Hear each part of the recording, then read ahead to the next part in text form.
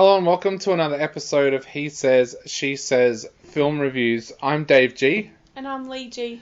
And tonight we're taking a look at a brand new Welsh film called Dream Horse.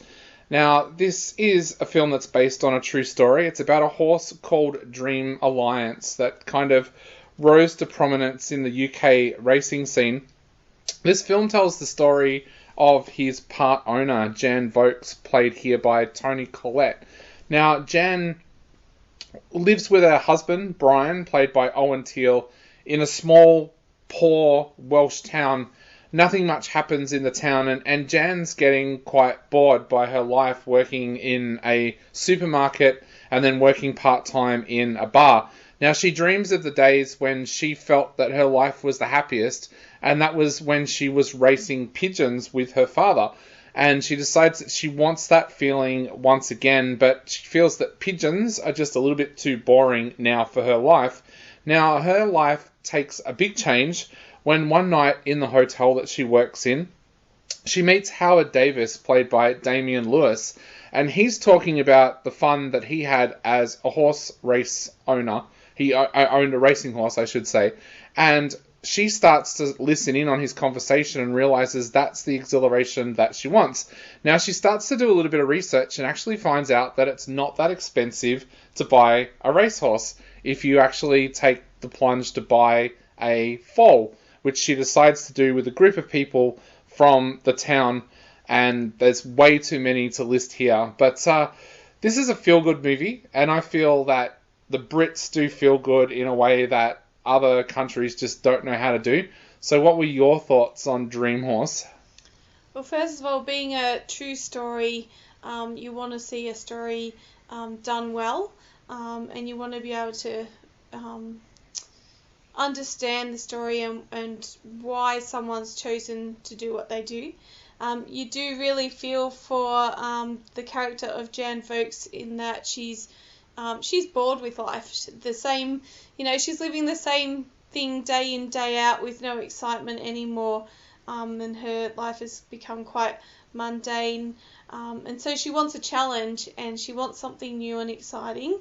But to get there, she has to take risks, she has to do research, she has to have faith in herself, and she has to pull family and community together to help that dream come alive. And being a true story, you see the real challenges that happen. So it's not just a story where everything comes together nicely and everything's just done, in such an easy way that, there's no challenges there. The true story comes through that there is challenge. And yeah, I think there's some quirky characters in there that people are really going to love. An older man, I don't want to give too much away to spoil just, that there's some quirky bits in there, but there's an older gentleman that has, he brings a smile to your face. He's funny in being himself. But also, seeing the dream come alive is great. For me personally, I don't like seeing horses race because I really love animals, and on some, levels, I think it can be cruel. You do see horses get hurt, and in real racing, as always, you do need to be prepared for those storylines where you might see animals get hurt. But at the same time, the story is done so beautifully that you still connect with the story, and you really want to see them not just profit from the investment that they've made emotionally, mentally, and of course financially, but you're really rooting for them to get through this and for good things to happen for their family. Yeah, and that older character that you're talking about, that's Kirby, played by Carl Johnson, who, if you're a fan of Nick Frost and Simon Pegg's films, you would have seen him over the years. He's one of those interesting actors. He does a lot of period piece dramas in Britain where he plays serious roles, and then he kind of cuts loose in some of Nick Frost and Simon Pegg's movies, including like Hot Fuzz, where he played Bob, He loves to play those kind of quirky characters, and I think that's what I liked in this film. I found there was two things really going for this film. First of all, being here in Australia, we don't know the Dream Alliance story. I found when I watched The Cup with Stephen Curry, I knew the Damien Oliver story. We kind of knew in that film which horse he was going to ride and win a Melbourne Cup and things like that, because we know the Damien Oliver story. Whereas with this film, I didn't really know the Dream Alliance story, so you didn't really know what was going to happen around each bend. The other thing I really loved about this film was that there was a lot of owners of Dream Alliance. There was a large number of people, as I mentioned, in a small Welsh town that owned him, and they actually show all of the owners in this film as characters, and they each have their own little individual quirks and stuff about them. There's a little old lady who admits that she eats too many sweets because her life is bored. There's Brian, Jan's husband, who was a passionate vet, and then he injured his back, and that kind of ruined his career, and he lost his passion for life after he couldn't work anymore. So this is a movie where I felt that the director and the screenwriter really, really allow for some interesting personalities to come out, and I just love the way that they captured this Welsh town. Yeah, for sure. And I think that the performances of Toni Collette and Damian Lewis and also Owen Teale, along with the others that are part of the Alliance, their performances are really good. And who doesn't like Toni Collette, really? She's a great actress, and I think she has a great depth in different characters she plays in different movies. But yeah, you really see her as, I suppose, representing the true story. And at the end of the movie, make sure that you look out for, in the last scenes, the real people from the community or from the Alliance standing side by side with the actors, and I think that just brings something extra special to the end of the movie. Yeah, I also thought that the director, Euros Lyn, did a great job with this film as well, along with his cinematographer, because there's moments in this film where they capture the horse races, and as an audience member, I found that like I was sitting on the edge of my seat, because like Dream Alliance went into jumps racing, and every time the horse went over a jump, it was like Euros Lyn set the camera up with his cinematographer in such a way that you were never sure whether Dream Alliance was going to crash into the jump and fall over. And it was such an amazing way, because I think horse racing is like Australian rules football. It's really hard to shoot for a film because you've got so much going on. And I know that I thought one of the weaknesses of the Cup was that the horse racing sequences didn't always look natural, whereas this one looked really, really natural. It almost felt like they had a camera there during races to capture that true emotion of what horse racing was like.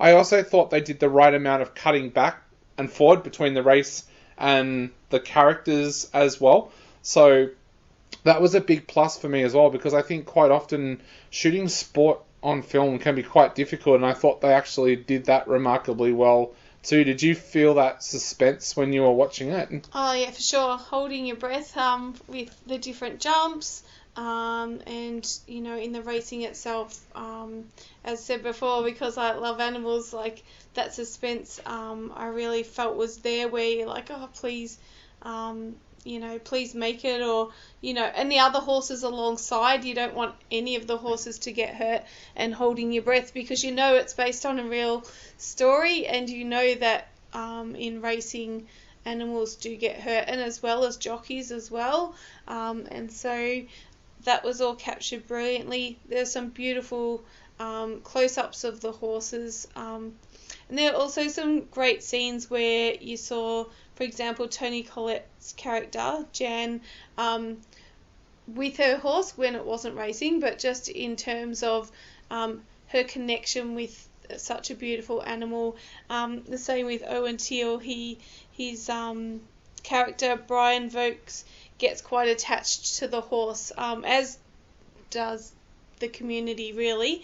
And even seeing a foal grow up into a full-grown horse, you really connect with those beautiful animals and want the best for them. And so, you see different relationships throughout the film, between the Vokes family, with the parents as well. It's Jan Vokes' parents, but you see the complexities in relationship between Jan, Brian, and Jan's parents. And then you see beautiful connections between animal and people. And then you see the community as a whole, how they interact with one another. And then you see some personal stories as well coming in there. So you get, quite a great storyline of not just with the horse racing, but with different people throughout the community. Yeah, there's a good mixture of drama and comedy in there as well. That's something quite often is difficult to put into movies like this. And I think most people, when they talk about a movie that mixed drama and comedy so well, go back to The Castle, the Australian film that did that so well. And I think they do that here as well. There's that kind of comic relief when Kirby does something like trying to take a six-pack into like an elite horse racing venue and stuff like that. But then there's moments of true emotion as well, especially around Damian Lewis's character Howard, because without giving away too much, he keeps this secret from his wife because she said that she would leave him if he ever bought another racehorse. So there's some really strong moments there. And I think I liked even though Toni Collette's character Jan is the main focus, I love that there's really touching scenes in this movie as well with Brian, her husband, that goes through a lot as well. So yeah, I really like that mixture of drama and comedy, and I think the screenwriter Neil McKay did that really well. I'm not surprised that Euros Lyn was able to do that, because I noticed that his pedigree as a director is that he worked a lot on Doctor Who and also Torchwood, which are shows that do mix sci-fi, comedy, and drama quite well. So, I think they're definitely a filmmaking team that I'd like to see do more in the future, because, I feel that this is a really, really good feel-good movie, and I guess that leads to, what are you going to give this film out of 5? Yeah, I'm going to give it 4.5. Given it's a true story and the way they've brought that story to life, I think they've done really well, and as I said, they've captured different relationships, and obviously I was talking before about the relationships, but also Damian Lewis's relationship, not just with his wife, but how he interacts with Toni Collette's character as well. There's some real depth in there, and so overall I think they've done an outstanding job. Look, I'm not sure how well they've done with the accents. To me, it sounded, true and great. well. But I suppose if I was Welsh, I'd be able to have a full understanding of how well they did with the accents. But I think on top of, their normal acting to have that Welsh accent as well, they've done an extraordinary job. So 4.5 from me. Yeah, I'm going to give it 3.5 out of 5. I really, really did enjoy this film. And I think for people out there, go along and see this, because of all the countries in the world that have suffered with cinema due to COVID, I think Britain and the United Kingdom has probably been the country that has suffered the absolute most.